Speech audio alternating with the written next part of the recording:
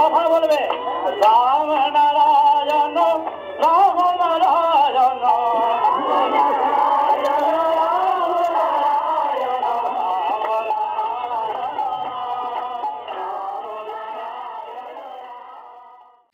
শ্রী শ্রী ঠাকুরের ভাষণ, বৈঠকখানা road, Sealdah, 19 December 1980। অনেকগুলো মিটিং করতে হচ্ছে। অনেকগুলো মিটিং করার ফলে ঠান্ডা লেগে হোক, চাপ পড়ি হোক, ওনাটা একটু ধরে গেছে, বেশি বলতে পারবো না।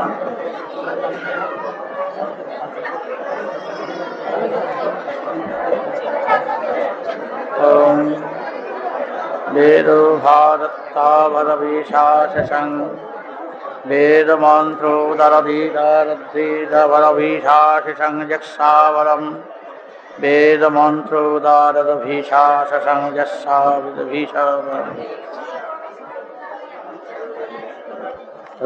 যক্ষোভার বেদ মন্ত্র দরধবসম বেদোধরধীশাসং।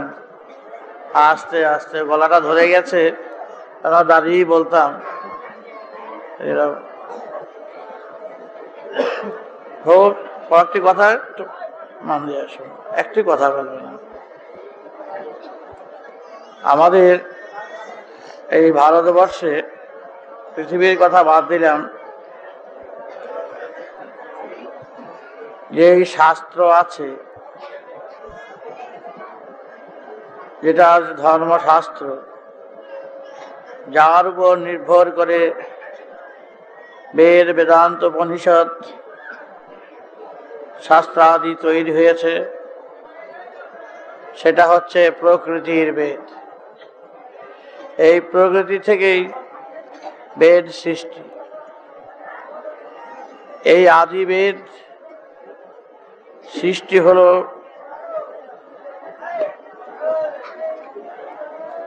আমাদের সমাজ জীবনের চলার পথের সুবিধার্থে।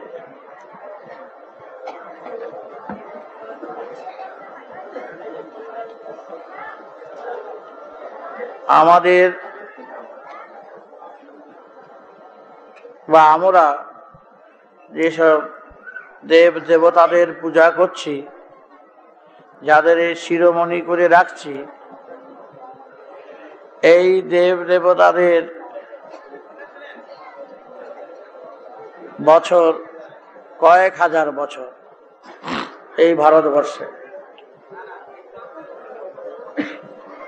তো কিন্তু তার আগে 25,000 বছর, 50,000 বছর আগে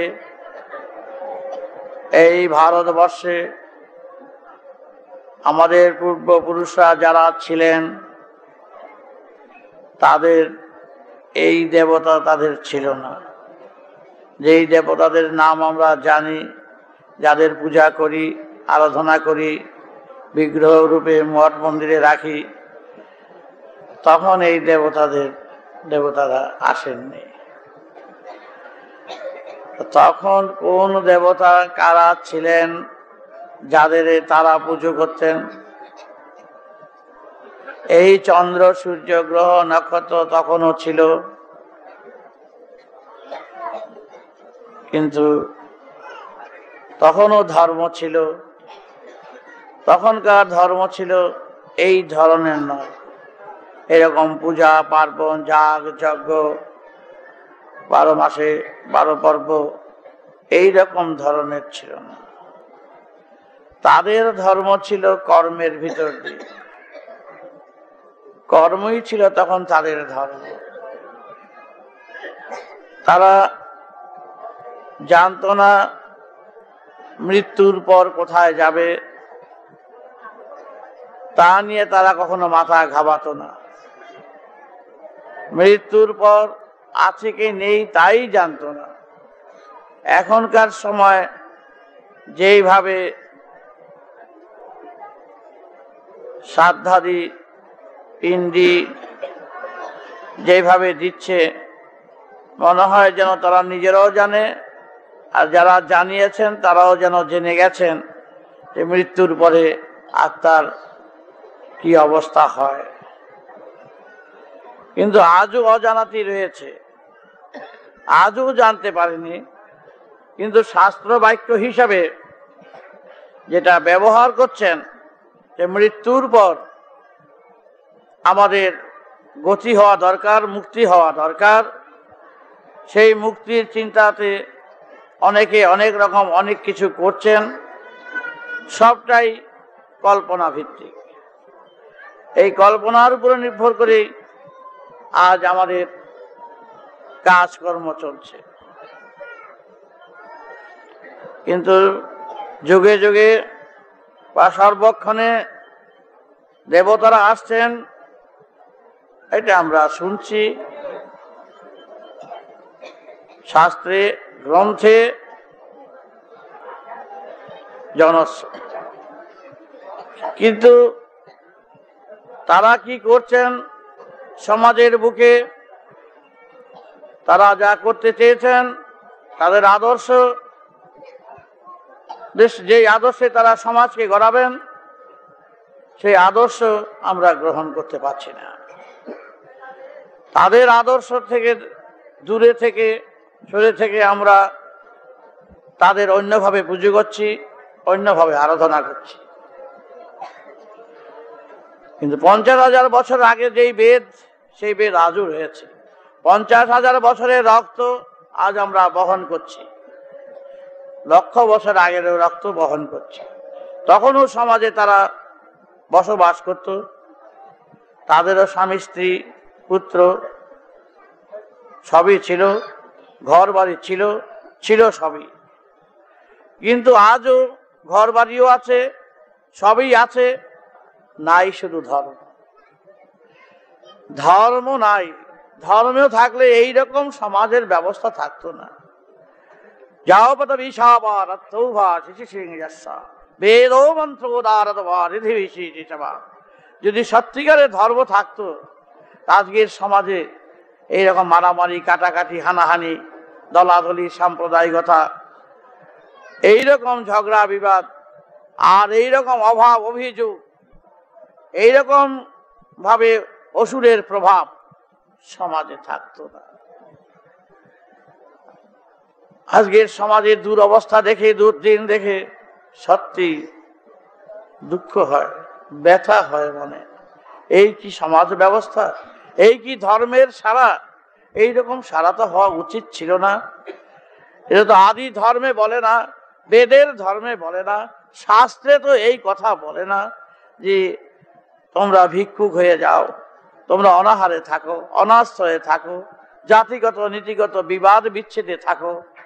এই কি সাংঘাতিক কথা!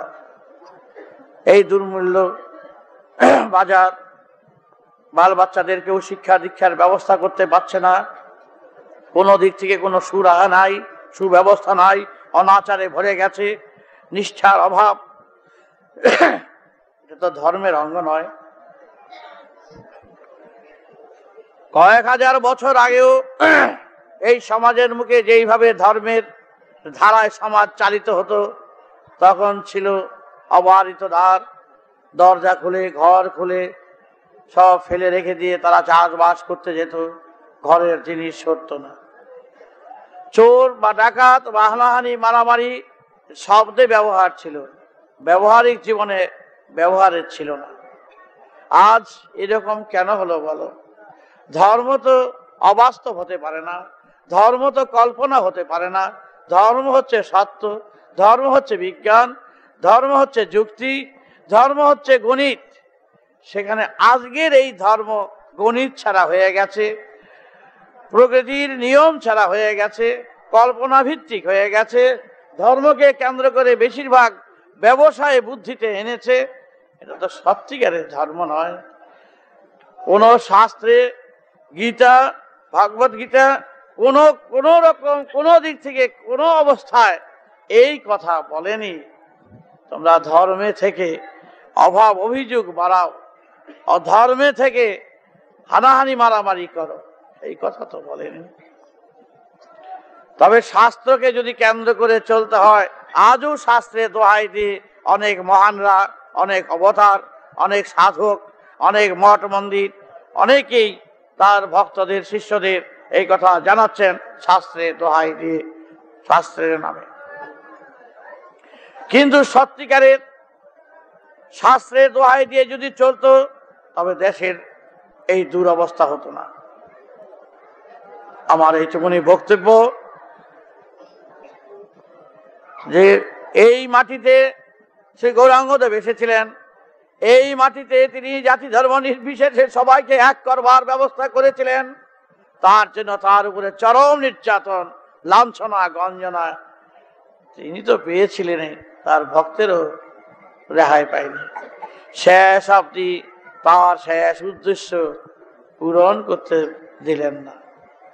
এত বড় বিরাট ব্যক্তি, যিনি আপন মানে আপন শুনে পদব্রজে পরিক্রমার মাধ্যমে সমাজকে তিনি সবাইকে, জাতি ধর্ম নির্বিশেষে সবাইকে কুল দিয়েছিলেন, আর তার কপালে কি হয়েছে আর বলার কিছু নেই। তাই এইটুকুনি আমার নিরহংকারে বলছি, তার রক্তটুকুনো বহন করে আনছি তারই ভবিষ্যৎ অনুযায়ী, যাতে তার শেষ উদ্দেশ্য সফল করে সবার ভিতরে ফুটিয়ে তুলতে পারি। সেই সুফলের ফল, সেই সুন্দর বাগান তিনি যা চেয়েছিলেন এই রক্তে যেন তা করতে পারে, তার সাহায্য সহযোগিতা অন্তরের কামনা সবার কাছে ভিক্ষা করছি, আর অন্য কিছু নেই। তাই তার রক্ত হিসাবে এইটুকুনি জানাচ্ছি, তিনি যা চেয়েছিলেন সবাই এক হও, এক জাতি হও, এক নীতিতে থাকো এবং বন্ধনা করো হরে কৃষ্ণ হরে রাম, সেই মহাকাশের মহানাম। যাহা ছিল অন্তরে, যাহা ছিল বিরাট অর্থে, তাহা হইল ছিল মহাকাশের মহানামে, মহাসারগ্রামের ভিতরে। এই কৃষ্ণ নাম, সেই নামের নাম হলো এখানকার কৃষ্ণ নাম। সেই রাধা, সেই ধারার থেকে হলো এই রাধা। সেই রাধা কৃষ্ণের কথা তোমরা জানো, রাধা কৃষ্ণকে ভালোবাসো। মহাপ্রভু এই রাধা কৃষ্ণের বিবরণে বর্ণনায় নিজেকে আত্মোৎসর্গ করলেন।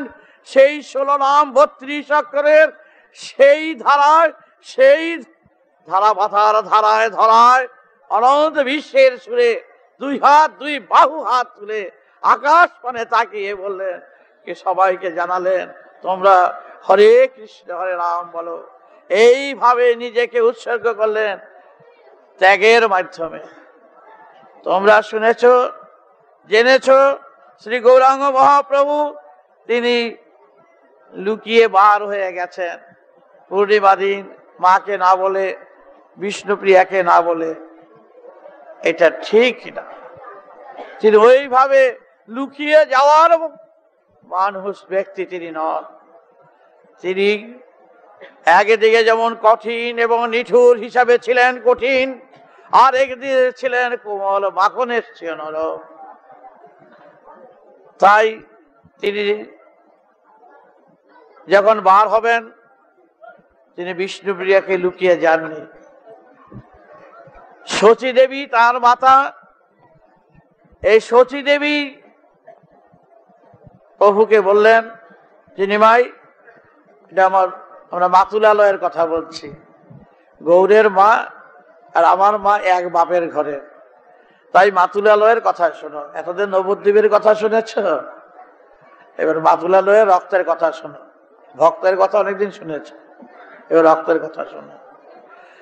শচী দেবী নিমাইকে তাড়া করলেন, নিমাই তোমার এই ঘর বাঁধতে হবে না, বাঁশ টাসতে হবে না, খেতে চাষবাস তোমার করতে হবে না, তুমি যার জন্য এসেছো তার কাজ করো। আমি লক্ষ্য মাত্র, আমার গর্ভে তুমি এসেছো, তুমি হরি হয়ে হরি ভজনা করছো, তুমি দাঁড়ে দাঁড়ে সেই হরির নামে সবাইকে মাতোয়ার করে তোলো, জাগিয়ে তোলো সমাজকে। সমাজ অজ্ঞান অন্ধকারে রইয়াছে, তুমি যাও ঘর থেকে বার হয়ে সবার কাছে সবাইকে জাগাও আর হরির নামে সবাইকে তন্ময় করো। মা যাচ্ছি, যাব, আজ যাব, কাল যাব, এরকম দিন চলে যায়, মাস চলে গেছে, আর এদিকে শচী দেবী তাড়া করছেন। চিন্তা করে দেখো, এই শচী দেবীর বলার থেকে বলতে বলতে যখন নিমাই আর না দেয় পারছেন না, তখন বলে মা আমি কাল দিয়ে যাব। তাই তাকে শেষ বিদায়ের শেষ ফোঁটা দিলেন, বললেন তোমার এই রূপে তুমি বার হতে পারবে না, তুমি মাথা মুন্ডন করো, তুমি গৌরিক বেশ ধারণ করো।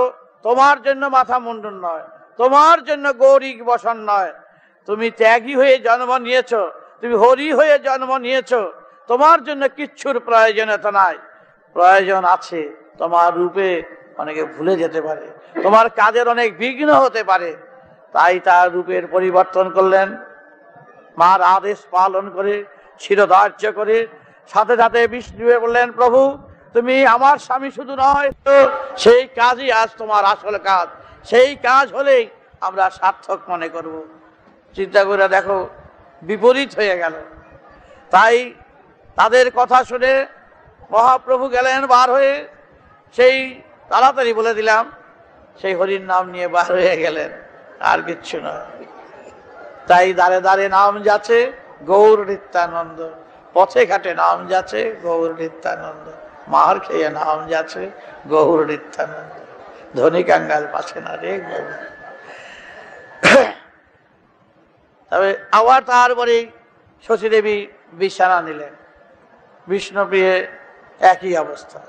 তখন সবাই এসে বলছেন, মা শচী দেবীকে বলছেন তুমি তো নিমাইকে সাজিয়ে পাঠালে, তুমি মুমূর্ষ হলে কি করে হবে, কেন তুমি বিছানা নিলে? দেখ রে, মেয়ে যখন বড় হয় মা বাবার তখন মাথা খারাপ হয়ে যাওয়ার, মেয়েকে কি করে পার করবে, সুপাত্রে দেবে, এটাই মা বাবার কামনা। সুপাত্রের ব্যবস্থা তারাই করেন, হাতে ধরে বিদায় তারাই দেন, আবার তারাই তখন বিছানা নেন। বুঝতে পেরেছ?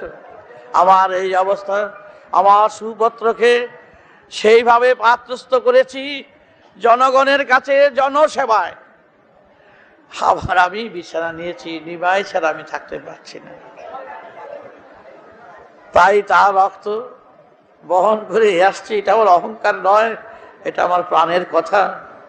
যাতে আজ সমাজের এই দুরবস্থা, ধর্মে চলছে বেশিরভাগ ব্যবসা, ধর্মে চলছে বিপদ, ধর্মে আনছে অভাব অভিযোগ, কিন্তু তার বিপরীত অর্থ ধর্মে রয়েছে। ধর্মে আনবে অভাবের হাত থেকে রক্ষা করবে, বৈষম্য দূর করবে, সবাইকে এক করবে, সবাই যাতে সুন্দরভাবে সব দিক থেকে সুব্যবস্থা, ধনীর ছেলেরও যেমন পাবে, কাঙ্গালের ছেলেরও ঠিক সেমন পাবে। সুতরাং দাবি সবার সমান থাকবে, এটাই ধর্মের কথা। এটা ধর্মের শুধু আগের এই কথা নয়, তুমি সাধনা করতে করতে নির্বাণ নির্বিকল্পে যাবে, সমাধি হবে, স্বর্গ রাজত্বে বিরাজ করবে, অনন্ত সুরের সারায় ঘুরবে, দেব দর্শন আসবে, অনুভূতি রাজত্বে বিরাজ করবে, এগুলো পরবর্তী কথা। ওগুলি শুধু ধর্মের কথা নয়। আগে ভিত চোখে দেখা যায় না, কিন্তু তালার পর তালা যদি সাজাতে হয়, ভিত পাকা না হলে সাজানো সম্ভবপর নয়। তাই আজকের আমাদের ভিতটাই হয়ে গেছে কাঁচা, একজন আরেকজনকে সহ্য করতে পারছে না, একজন আরেকজনকে উন্নতি সহ্য করতে পারছে না। আমাদের মন হিংসা, দেশ নানাভাবে নানা দিক থেকে ভরে গেছে, হিংস্রতায় ভরে গেছে, কেউ কারো সহ্য করতে পারছে না। তুমি চিন্তা করে দেখো, 200 বছর বুটের তলে রইলাম ইংরাজের, স্বাধীনতা এলো, আজও স্বাধীনতা বুঝলাম না। বছরের শেষে 15ই আগস্ট শুধু ফ্ল্যাগটা উড়ানো হয় এই স্বাধীনতার ফ্ল্যাগের মতন।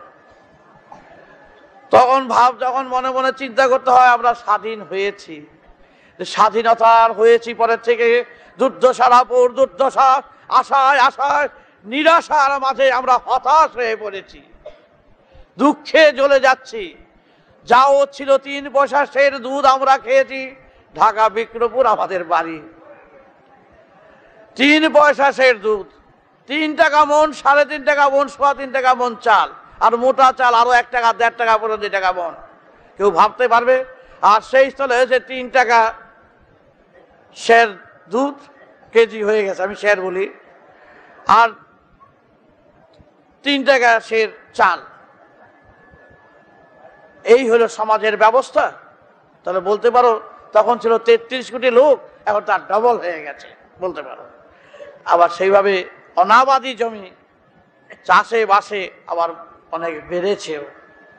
আবার যেই জমিতে 8 মণ ছিল সেই জমিতে বিজ্ঞানের মতে 16 মণ 32 মণ করছে। খাদ্যের অভাব আমাদের দেশে নেই, অভাব সৃষ্টি করছে আমরা সবাই। আমরাই মানুষ থাকো মা, আমরা মানুষ না, মানুষের খোসলটাই রয়েছে আমাদের। আমরা সত্যিকারের সেবায় আজও আত্মনিয়োগ করতে পারলাম না।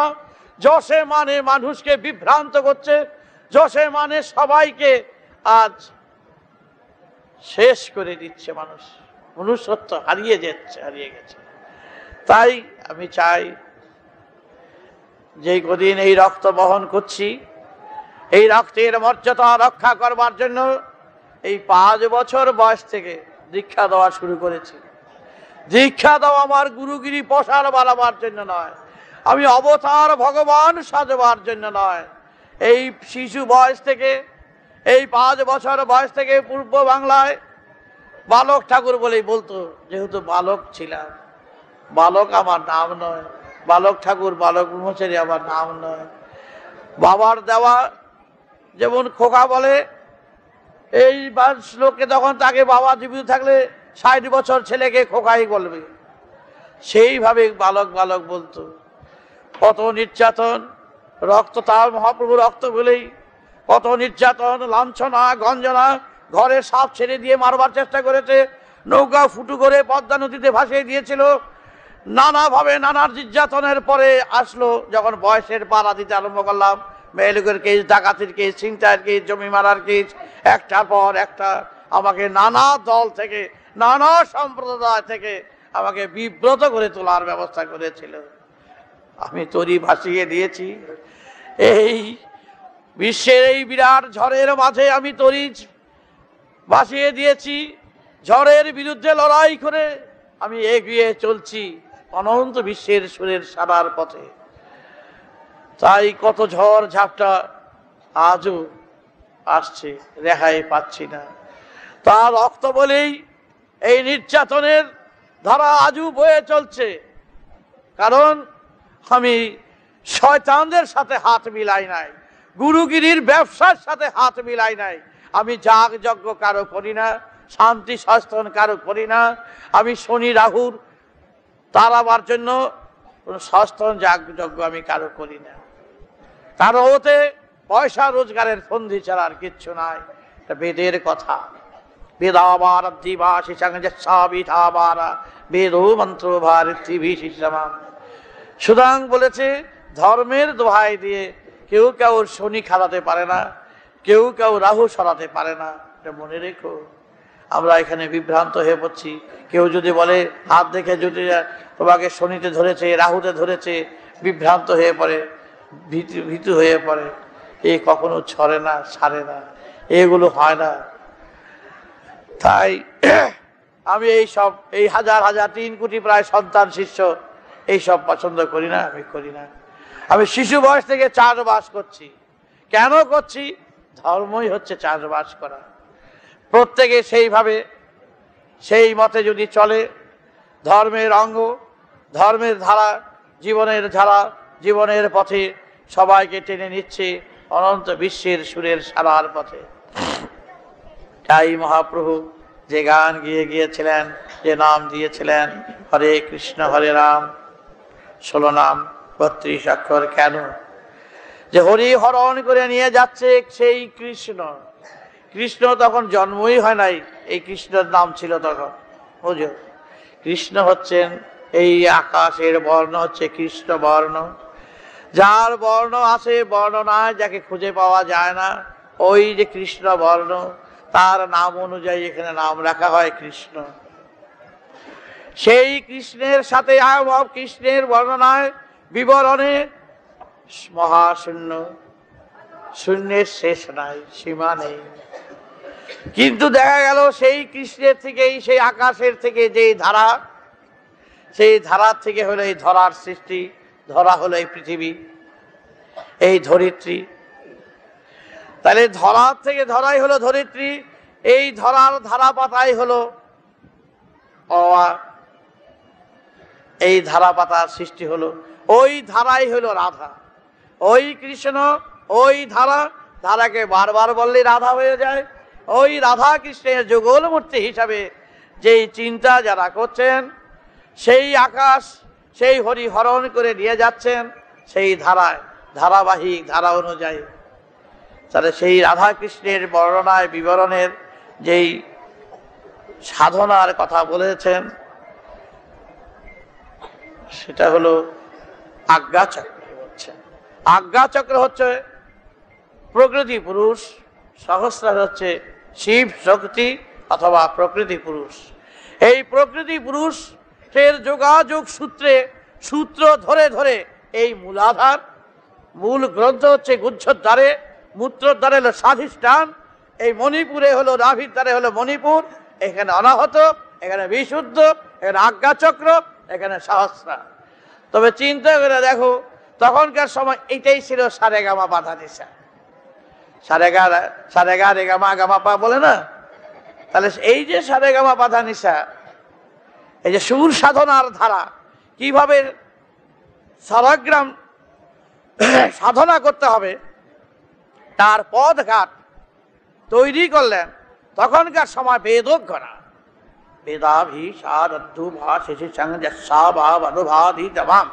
এই বেদজ্ঞরা কি করলেন, তখন সমস্ত জনগণকে, দেশের ভাই বোনদের বললেন, তোমরা সারগ্রাম সাধনা করো, সারেগামা সাধনা করো।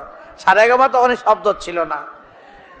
1-2 করে তারা 25,000 স্তর বার করলেন। এই জগতের মধ্যে 25,000 স্তর ভাগ। এই স্তর ভাগ করে প্রথম স্তর একেবারে উপর 25,000-এর প্রথম, এই একের থেকে নয়, 25,000। 25,000-এর ছিল ওই সারেগ্রাম, ওই মূলাধার, স্বাধিষ্ঠান, মণিপুর, অনাহত, বিশুদ্ধ, আজ্ঞা, এই সহস্রা। তাদের কি বললেন, তোমরা এই সাধনায় তন্ময় হয়ে থাকো এবং এই চর্চা করো। তার যন্ত্র তারের যন্ত্র নয়, নারীর যন্ত্র। নারী হলো শিরা উপশিরা, দেহ যন্ত্র। এই দেহ যন্ত্রকে বাজাতে বললেন বেদজ্ঞরা দেশবাসীকে। কোন নামে? বিভিন্ন নাম, বিভিন্ন অর্থ। ওই মহাকাশের অর্থবোধে, বিভিন্ন অর্থবোধে, যেমন হরে কৃষ্ণ হরে রাম। এবার আমি সেটা বলেছি, সবাইকে জানিয়ে দিয়েছি। তারই এক নামের নাম রাম নারায়ণ রাম। এই রাম নারায়ণ রাম একই সুরের এপিঠ আর উপিঠ, যেমন জল আর বরফ, একই বস্তুর বস্তু। সুতরাং ওই যে আজ্ঞাচক্র, যেখানে গঙ্গা নদী শেষ হলো, সাগর এবং গঙ্গামের সঙ্গম স্থল, আজ্ঞাচক্র এবং সহস্রারের এই সঙ্গম কেন্দ্রে সহস্রারের সহস্র সূর্যের শক্তির সমন্বয়, তারই আলোকে আলোকিত এই আজ্ঞাচক্র। চন্দ্র যেমন তারই সূর্যেরই আলোকে আলোকিত, এই চন্দ্রস্থান সহস্র সূর্যের প্রভাব বিদ্যমান। এখানে আছে অনুভূতির যন্ত্র, অনুভূতির সারা, অনুভূতির অনুপরমাণু। তাই চক্ষু মুদ্রিত হলে এই আজ্ঞাচক্রে তার অনুপরমাণুগুলো যা আছে এখানে রক্ত কণিকায়,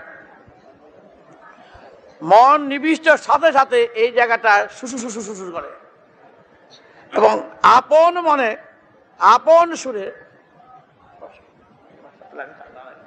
আপন মনে আপন সুরে যদি তুমি নিবিষ্ট চিত্তে এই আজ্ঞাচক্রে মনোনিবেশ করো, তার ফল কি হবে? এটা বিজ্ঞানের কথা, কিন্তু যুক্তির কথা, কাল কল্পনার কথা নয়। তুমি চিন্তা করে দেখো, জিনিসের নামের অর্থ জানো, বস্তু উপস্থিত নাই। যেমন তেঁতুল, তেঁতুল যদি বারবার করে বলি, তেঁতুল এনে লঙ্কা দিয়ে বেটে একটু গুড় দিয়ে একটু বেশ ভালো করে চটকিয়ে আস্তে আস্তে করে জিভাটা থেকে একটু জল পড়তে জল আসে। তেঁতুল তেঁতুল বললেই জল আসে। তেঁতুল খেলে না, তেঁতুল এখন দেখলে না, তেঁতুল এলো না, কিন্তু তেঁতুল এমনই জিনিস একেবারে আস্তে আস্তে করে জিভায় বেশ রস আসতে শুরু করে। তা তেঁতুলের নামে যদি রস আসতে পারে জিভায়, তাহলে আজ্ঞাচক্রের বিরাট অর্থবোধে, বিরাট সুরবোধে যদি অনন্ত সুরের সারায় সেই বিশ্বের সুর যদি এখানে স্মরণে আনা যায়, তবে স্মরণে আসলেই তার থেকে ঠিক সেই রকম রসের উৎপাদন হয়, তৈরি হবে, জিভায় যেমন আসে। এইখানকার জিনিসগুলো কিরকম? এই যে গোলাপ ফুল থাকে, কলি থাকে, একটা পোকায় এসে এটা ফুটিয়ে দিয়ে যায়।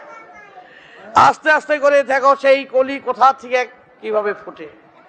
এই জায়গায় এমন ভাবে থাকে, যখন স্মরণ করবে, মনন করবে, আস্তে আস্তে বিকশিত হয়ে এই আজ্ঞাচক্রের সেই ফুলটি সহস্র সহস্র কণায় কণিকায় এমনভাবে কলি আকারে আবদ্ধ রয়েছে, ঠিক বাচ্চা যেমন উদরে থাকে ঠিক কচ্ছপ আকারে। এই হাতটা এরই ভিতরে দিয়া এরকম করে থাকে। তা না হলে তো কেউ বাচ্চা পেটে রাখতে পারতো না, কারণ এরকম করে ছাড়া থাকলে লাফালাফি করতো। এমনই সৃষ্টির ধারার নিয়ম। এইখানে হাতটা দিয়া, এদিকে হাতটা দিয়া এরকম করে এমন প্যাঁচ দিয়ে রেখেছে, ওই প্যাঁচ আর খুলতে আর পারে না, আটকা থাকে আর এরকম করে থাকে। আর পান করে কি, এই যে 10টা 10.5 মাস থাকে, কি খায় বলতো? ওই নাভি দিয়া মণিপুর এইটা দিয়ে খায়, ওইটা দিয়ে তার রসের উৎপাদিত হয়, ওইটা দিয়ে সে জীবিকা নির্বাহ করে। তাই বাচ্চা পড়া মাত্রেই তাকে নাভি ছেদ করো। আমাদের দেশে ওই বাঁশের দিয়ে এই বাচ্চা কেটে দিত দেশের বাড়িতে। সুতরাং বাচ্চা কেটে দিলেই তখন বাচ্চা বুঝতে পারলো যে আমার খাওয়া শেষ হয়ে গেল, বুঝে যায়, ওয়া ওয়া শুরু করে দেয়, ওয়া ওয়া ওয়া, ব্যাস। তখনই আমাদের দেশে ডাইরা ধরুনিরা এই মধু মুখে দেয়, এই নানা রকম টুকটাক করে, সেই মধু চুষতে শুরু করে। দেখো কিরকম। তাহলে যে ওয়া ওয়া শব্দটা, এটা তো আর কারো এখানকার শেখানো নয়, এটা আপন মনে আপনি বলল সে। তখন দেখা গেল এই ওয়া ওয়ার ভিতর দিয়ে দেখা যায় একটা বিরাট অর্থ রয়েছে। জীবনের প্রথম থেকে ওয়া, একে শেষ নিঃশ্বাস পর্যন্ত ওয়া। এই ওয়ার মধ্যে কোনো বিবাদ নাই। এখন যেমন ভাষাগত, জাতিগত, নীতিগত সব বিবাদ বিচ্ছেদ চলছে, ওয়ার মধ্যে বিবাদ নাই। আফ্রিকার বাচ্চারাও ওয়া করে, আমেরিকার বাচ্চারাও ওয়া করে, রাশিয়ার বাচ্চারাও ওয়া করে, পৃথিবীর এবং জীব জন্তুগুলি চুমা কুকা সবগুলি কোকায়, ওয়া ওয়া করে, এক সুর, এক গাথা, এক বাধা। তাহলে দেখা যাচ্ছে আর মৃত্যুর সময়ও যখন জন্ম হয়, মারা যখন পেটে বাচ্চা বহন করেন, তারপরে মারা যখন পেটের বাচ্চা যখন ব্যথা শুরু করে, তখন কি গান গায়? মারাকে তখন কি গান করে যে পেটে বাচ্চা আসছে, ব্যথা শুরু হয়েছে, এখনই বাচ্চা প্রসব হবে? তখন কি ধনধান্য পুষ্প ভরা আমাদেরই বসুন্ধরা এই কইরা কইরা কি বাচ্চা হয় কারো? না, কারো অন্তরের টানে নানা রকম গানের সুর দেয়, কোনো সুর নাই, সারা নাই। সে লেখাপড়া এত জানে, সব ভুলে গেছে কিসের ব্যথা। তাহলে কিসের শব্দ বলে? একটা বলে ওই ওয়ারিক ধোয়া ধপন। সেখানে কিন্তু এই সুরে বিবাদ নাই। উর মধ্যে কিন্তু সব দেশে শুরু। তাহলে দেখা যায় ওটাই বাচ্চা হলো। আর সাধারণ যেটা হুচুট খায়, একটা হুচুট যদি খায়, নখটা যদি উল্টে যায়, ব্যথা পায়, তখন কি বলে গানকে এসেছি তোমার হবো একদিন, আসিব তোমারে ধরি, এইসব কথা বলে? এটা হুচুট খাইয়া ওই ওয়া এটা কোনো ভাষা না। এটা ইংরেজিও না, বাংলাও না, সংস্কৃতও না, কিছু হ্যাঁ কই গেল তোমার ভাষাগুলি? এত কবিতা জানো, এত গান জানো, সব তো ভুলে গেলে। তাহলে আজকে হ্যাঁ, তারপরে যখন শেষ নিঃশ্বাস ওঠে টান, তখন আমরা বলি টান উঠেছে আর বেশিক্ষণ নেই। তখন কি করে, কোন টান? তখন কি টানের সময় বলে জনগণ অনুমতি নায়ক জয় হে ভারত, এই কথা তো বলে না। তখন এই টানি দেয়। হে কোন দেশের ভাষা? না বাংলা, না ইংরেজি, কোনো দেশের না, এটা ইউনিভার্সেল, বিশ্ব প্রকৃতির ভাষা। তাহলে টানের সময় একই সুর, গাথা বাঁধা, বেদনায় ডেলিরিয়াম 4, 5, 6 ডিগ্রি জয়, তখন এই এইটাই চলে। তাহলে দেখা যাচ্ছে এই সুরধ্বনির ধ্বনিতে, প্রকৃতির নিয়মে এই কথাই অঙ্গুলি দিয়ে নির্দেশ দিচ্ছেন। ও আ প্রণব মন্ত্রের সাথে এটা যুক্ত রয়েছে। আমাদের নম বলে, ওম বলে যেটা প্রণব মন্ত্র, যেটা এই প্রণব মন্ত্রের সঙ্গে যোগাযোগ সূত্রে রয়েছে ও আ ও ও আ ও আ ওয়া ওয়া গা ওয়া মিয়া যা ওয়া তু ওয়া ও, এবং সমস্ত জীব জগতের জীবের ভিতরে রহিয়াছে সেই মহাকাশের মহাসুর ধ্বনি। এটা হাম্বা করছে, হা করছে, করছে, কোয়া করছে, নানাভাবে মহাকাশের সে মহামন্ত্রের সুর রয়েছে।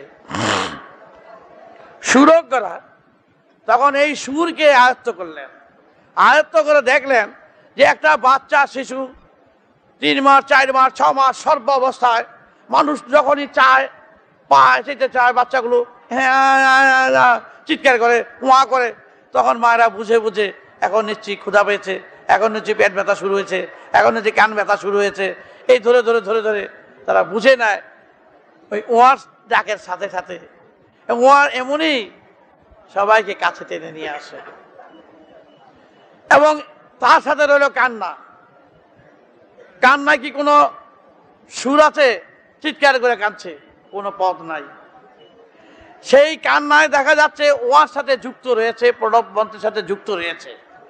সেই মন্ত্রের সহযোগিতায় সমস্ত বিশ্বের সুরজ্ঞরা, বেদজ্ঞরা, তারা দেখলেন প্রকৃতির মহাদান সেই হুঙ্কার ধ্বনির, মেঘ গর্জনের নিনাদের ধ্বনির সুরের সাথে যুক্ত রহিয়াছে মহামন্ত্র, সেই মহাপ্রণব মন্ত্র।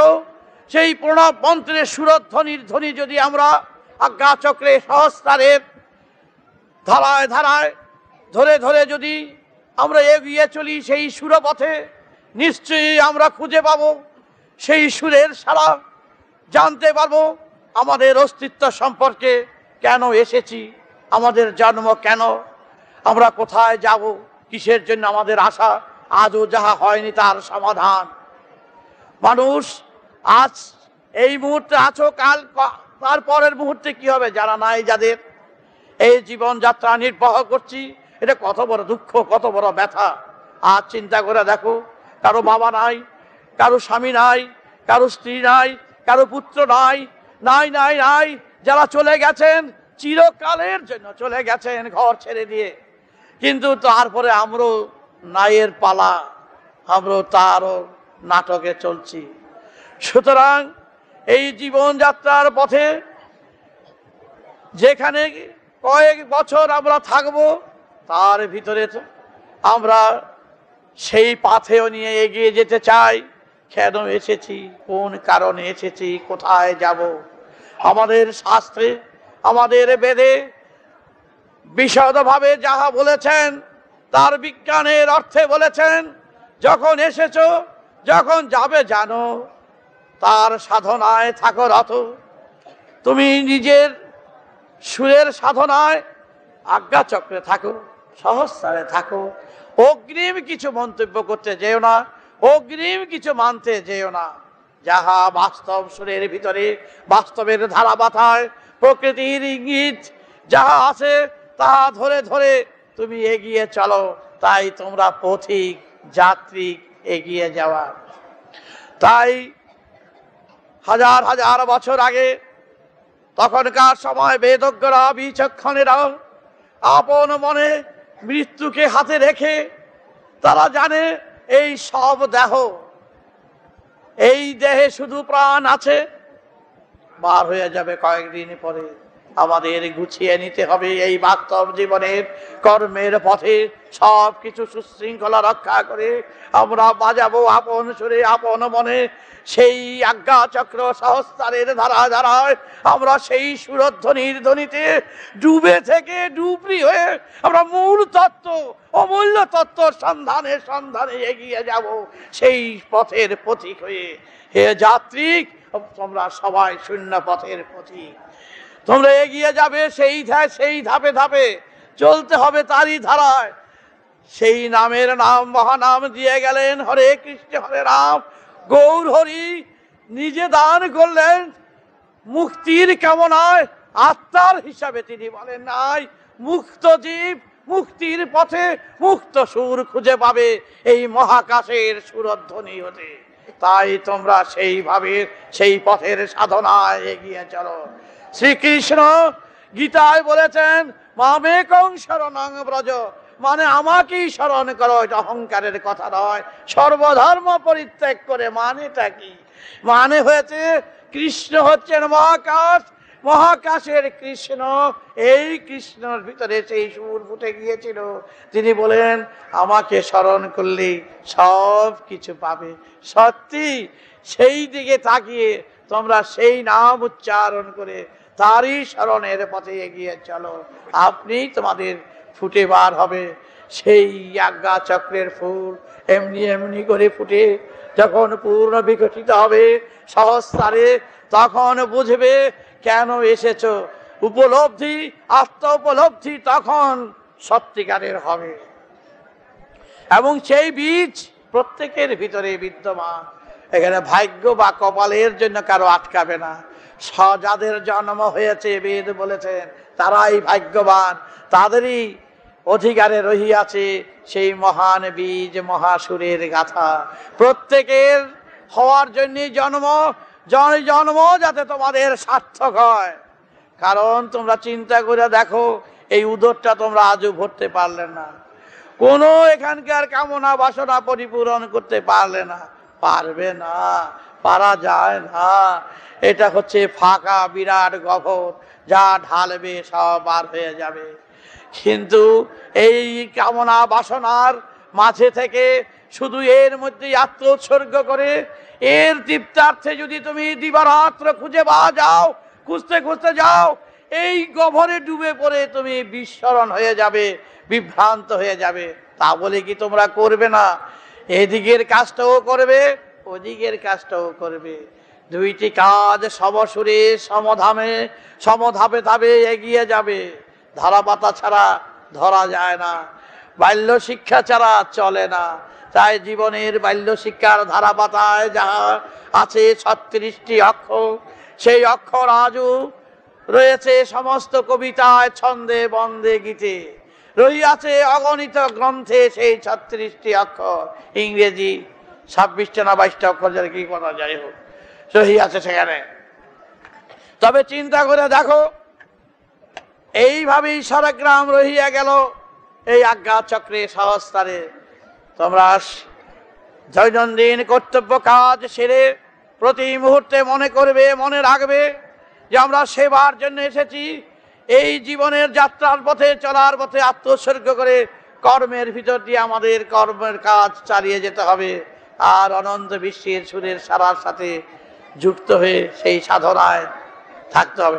মন বসুক বা না বসুক ভাববে না, মন বিক্ষিপ্ত থাক, চঞ্চল থাক, ভাববে না। মনে আছে অজস্র কথা, অজস্র চিন্তা, ভাববার নয়। প্রয়োজনীয়তা আছে, প্রয়োজন হিসাবেই এর দরকার। আসবে শত শত জঞ্জল, শত শত মন বিক্ষিপ্ত, তুমি সাধবে সেই সুর। তাই এখানে শেষ করে দিই, সেটা তো ভালো না। তাই বেদজ্ঞরা সমস্ত ঋষিদের দান করলেন। যে কি দান করলেন? সমস্ত দেশবাসীরা বেদজ্ঞতার ঋষিদের কাছে গেলেন, গিয়ে জানালেন যে প্রভু আমাদের অমৃত বাড়ি দাও, আমরা সমাজ রক্ষা করব, সমাজের অভাব দূর করব, আমরা সবাই এক হয়ে থাকব। তখন বলল যে তোমরা সাথে সাথে নিয়ে নাও এই মহামন্ত্র।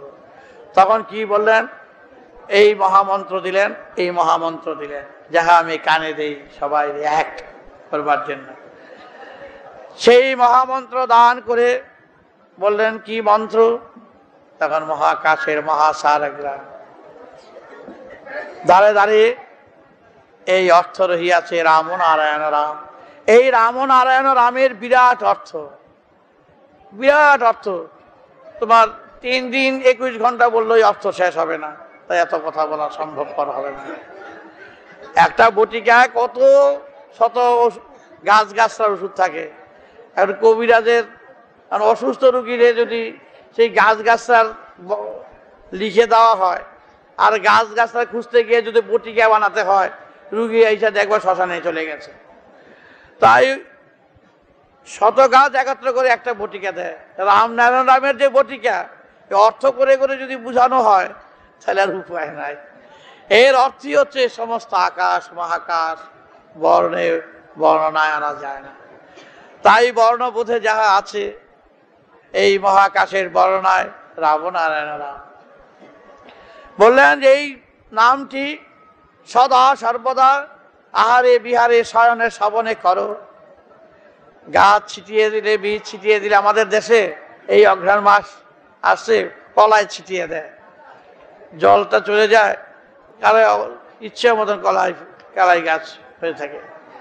সেরকম তুমি বীজ ছিটিয়ে যাও, নাম ছিটিয়ে যাও। বীজ হচ্ছে ধান আর নাম হচ্ছে চাল। তা ধান পুতলে গাছ হয়, বাজারে কেউ ধান ধান করে না, ধান চাই কেউ বলে না, চাল চাই। তাইলে চাল পুতলে গাছ হয় না, কেউ চাল বীজে বাঁচে না। তাই বীজ ধান সরিয়ে রাখতে হয়, বীজ ধান মনে মনে কানে, আর নাম হচ্ছে মুখে, শব্দে, ধ্বনিতে। তার কারণ বীজ ধান নাম যত চাবে, চাল যত প্রয়োজন, বীজ তত বেশি পুততে হবে, বীজ তত বেশি মনে মনে করবে। আর নাম, সুতরাং নাম, চাল ধান ছাড়া চাল নয়, চাল ছাড়া ধান নয়, এক কথা, দুইটাই সম হবে। তো চালটা পুতলে গাছ হয় না, চালের সাথে বীজ দরকার, ধান। তাই নামটার প্রয়োজনীয়তা আছে সর্বদা সর্বক্ষণে, সর্বজাতির মহাকল্যাণ। তাই বিচক্ষণেরা বেদজ্ঞরা বললেন সমস্ত দেশবাসীরে যে তোমরা মূলাধার থেকে এই দেহ যন্ত্রের বীণাকে বাজাও। দেবশ্রী নারদ তখন গেলেন, তখন এই কথাই বললেন,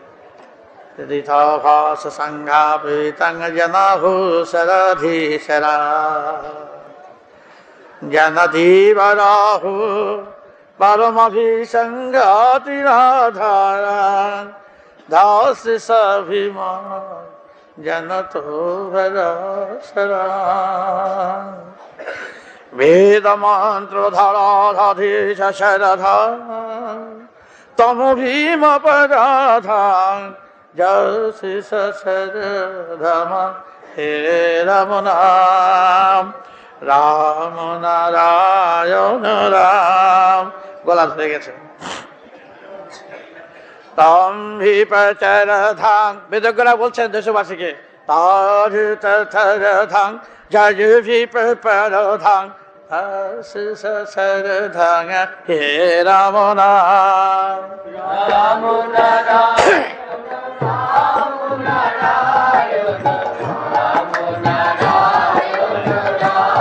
এইভাবে ভারতবর্ষে ছড়ে গেল হাজার হাজার দল।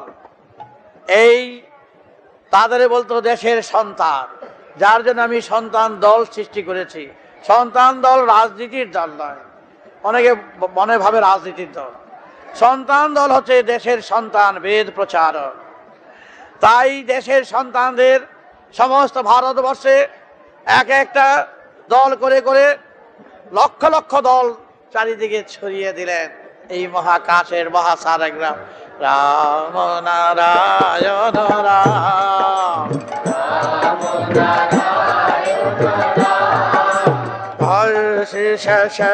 ধাম ধরতি ধাম ধাম হে রাম নাম।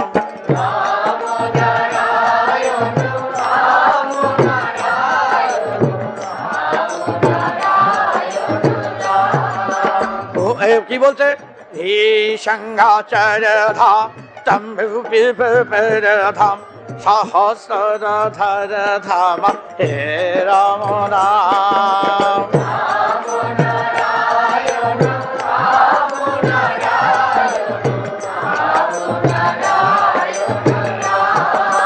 বেদ বেদান্ত উপনিষদ শ্রীমদ্ ভগবত গীতা সমস্ত শাস্ত্র ভীতা ভারত্রাসি শরং যদা ভীবর ব্রহ্মানন্দোতরধীশং জনতো ভীমা পরাভিমাসরং দশরং রাম নারায়ণ রাম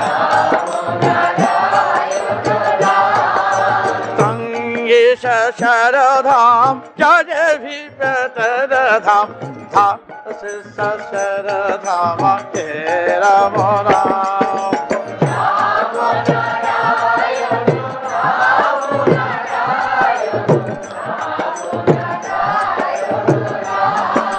দলে দলে বার হয়ে গেলেন। ধাম ধাম ধাম হে রাম নাম।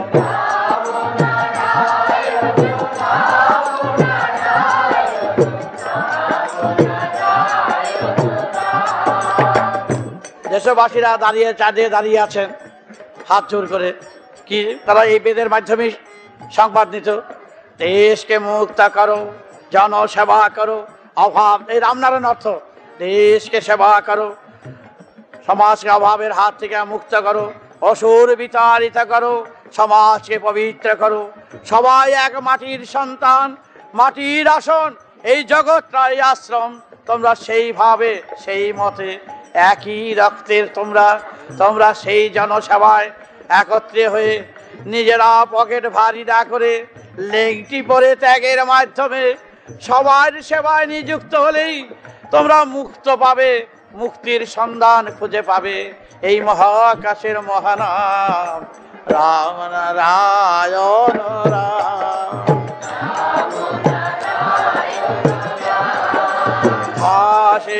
শরধাম জাগত ভীপরধাম শরধাম হে রাম নাম।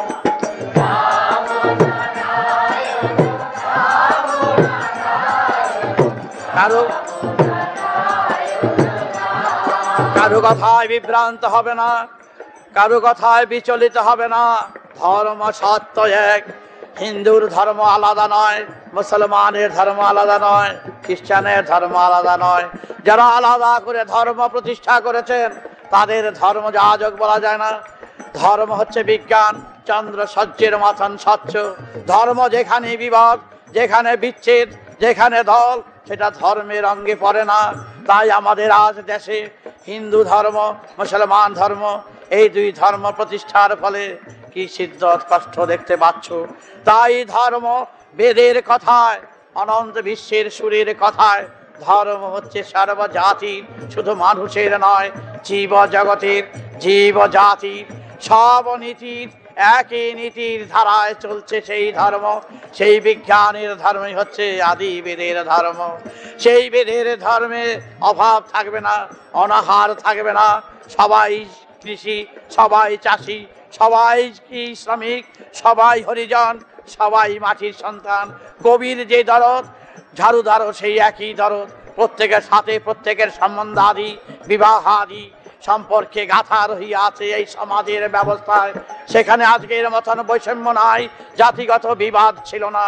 তাই ধর্মের অর্থ হচ্ছে ব্যাপক, এবং সেই ব্যাপকতার সুরে গাথা আছে আকাশ বাতাস জল মাটি থেকে জীব জগৎ সৃষ্টি।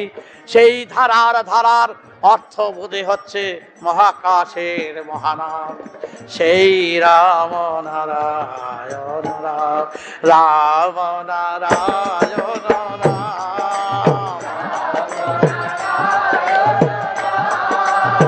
আশিস শরধাম হরে কৃষ্ণ হরে রাম, গৌর হরি দিলেন নাম রাম নারায়ণ রাম।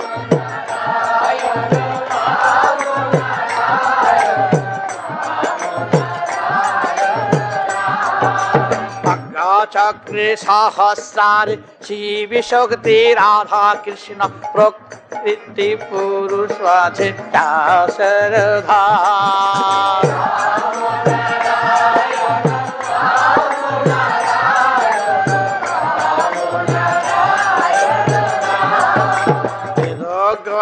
ধরিলেন লিখিলেন গাছে গীতে জগতি পাইলে শর ধামা পার ধরা।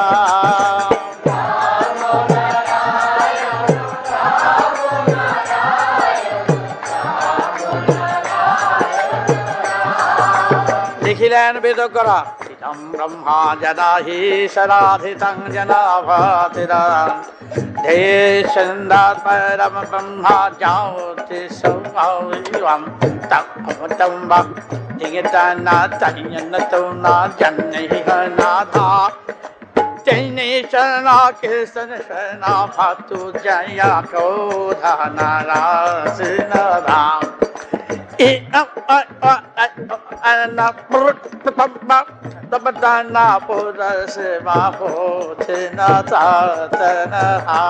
বেদগণ লিখতেন এইভাবে জানিয়া পরে তো রাম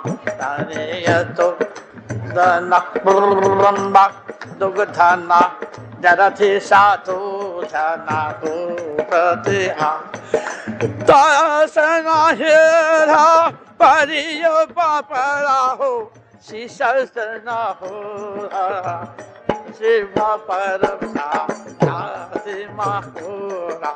राम तना तिरसना शिव शक्ति जनत धरा धाम। आलो ममाचा समाध सूर्य चंद्र शोभाधारी समय यौवदा সর্বশেষে লিখিলেন হরে কৃষ্ণ হরে রাম, তারি নাম রহিল জীব কল্যাণের পাপিতা রাধা রাধা ধাম সরধাম নারায়ণ রাম।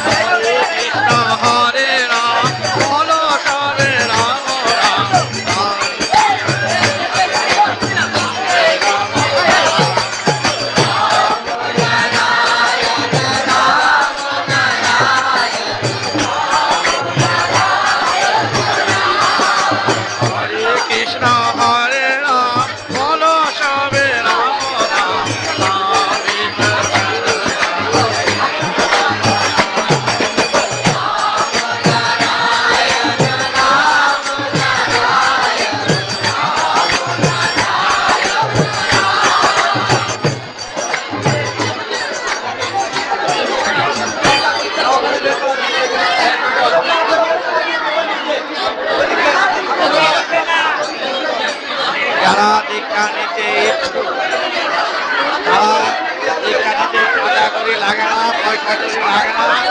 তারা যদি এই বই আসে তবে দীক্ষা নিতে পারে। দীক্ষা নিতে টাকা করি লাগে না। দীক্ষা অন্য কেউ গ্রহণ করলেও দীক্ষা নেওয়া যায়, দীক্ষা ত্যাগ হয় না। দীক্ষা কখনো ত্যাগ হয় না। আগের দীক্ষাটা এখন আবার জপ করলেই হয়ে যায় প্রতিদিন। তাই দীক্ষা যারা নিতে ইচ্ছুক, গৌরের রক্ত হিসাবে আমি ধারে ধারে নাম দিচ্ছি। আজ এই থাক রাম নারায়ণ রাম।